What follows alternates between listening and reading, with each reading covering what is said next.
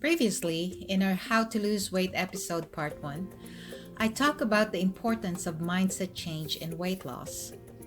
If your goal is set for superficial reasons, it's bound to fail. A strong foundation only comes from setting your sight on a healthy future and changing bad habits now. It is like building a house. You need to place it on a firm foundation. That's why it's the first thing you have to work on before anything else. You have to come up with a why that will propel you to a healthy body and a healthy mind. The change has to start from within. Hello everyone, welcome back to my channel. Today we're going to discuss the importance of nutrition and macro counting in weight loss. A lot of regulation is out there when it comes to proper nutrition. Sure, we can identify healthy options from unhealthy ones. We have some ideas about fundamental nourishment, calories, the impact of poor versus optimal nutrition, eating schedules, portion size, and hydration. But applying all these to acquire our health and fitness goals is learned. So where to start? First, educate yourself. I will encourage everyone watching this video to pursue studying or researching nutrition. Don't rely on what you see on Facebook or Instagram. Immersing yourself in learning about it rather than relying on the generalization on this subject is the key to getting where you want it to be in your health and fitness journey. I will highly advise that you invest some time learning by watching the Gaugegirltraining YouTube fat loss and macro counting videos. Christine Vronick is the owner and founder of Gaugegirltraining. It's an online meal planning, training, and coaching service.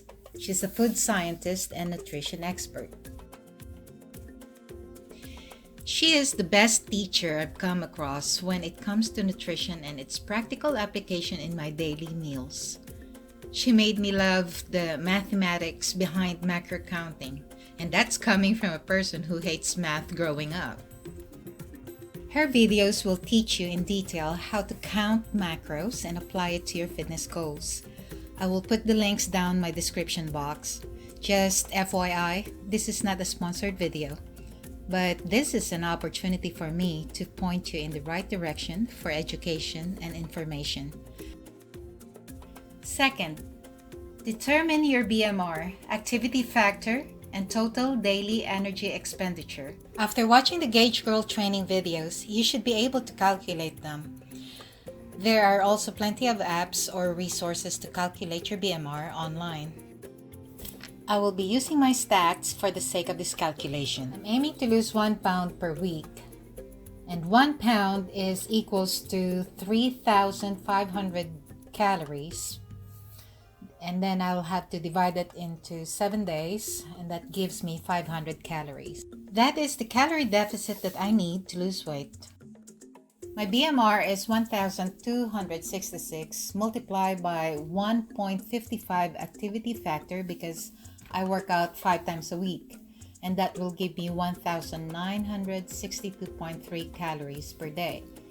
But because I want to lose weight, a pound every week, I will minus 500 calories per day as my calorie deficit, and that will give me 1,462.3 calories per day.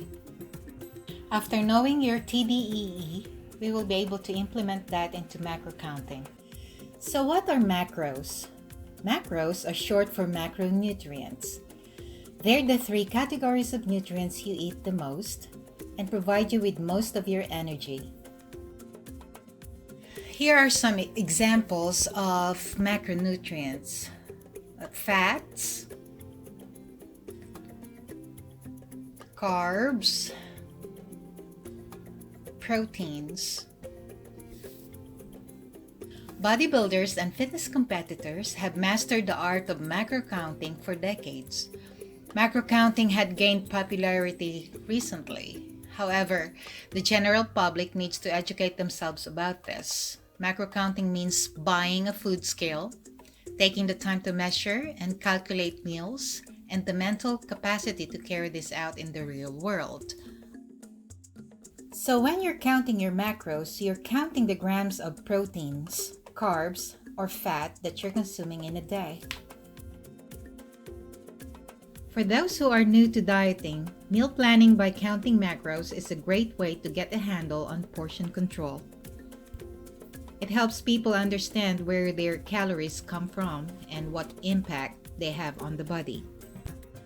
The choice of macronutrients can have a significant effect on the achievement of specific goals, endurance, strength, fat loss, weight gain, and many more.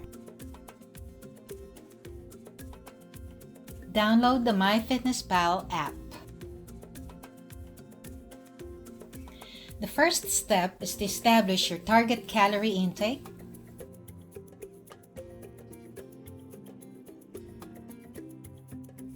Set your calories. Second, set your macros. You'll want to determine how you're going to divide those calories among the 3 macronutrients.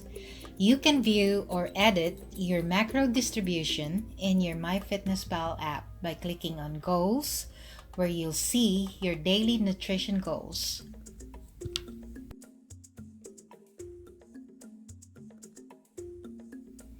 As for me, I chose to follow a ketogenic macro approach, so I will be setting my carbs to 5%, protein 25%, and fats 70%.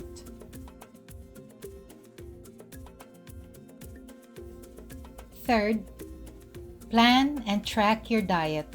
As you enter meals and snacks into your food diary, MyFitnessPal will total how many grams of carbohydrates, fat, and protein you have eaten. It's key to plan your meals for the day.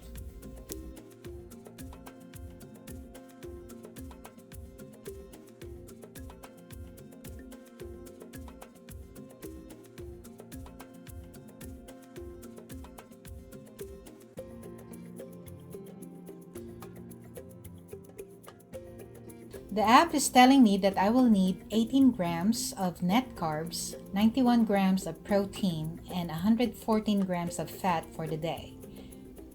These are the remaining macros that I need to hit for the rest of the day.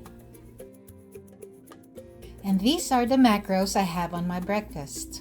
I had 23 grams of protein, 3 grams of carbs, and 24 grams of fat. Number 4. Repeat and refine.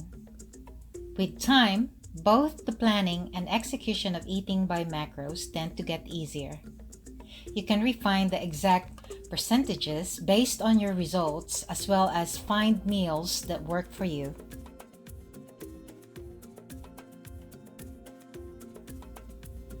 I do not track kale because it's considered a free food in my diet. People who thrive on a structure may find that counting macros is ideal for their health goals. Counting macros can increase your awareness of the quality and amount of food you are consuming. It may be a good tool for those following ketogenic or high-protein diets.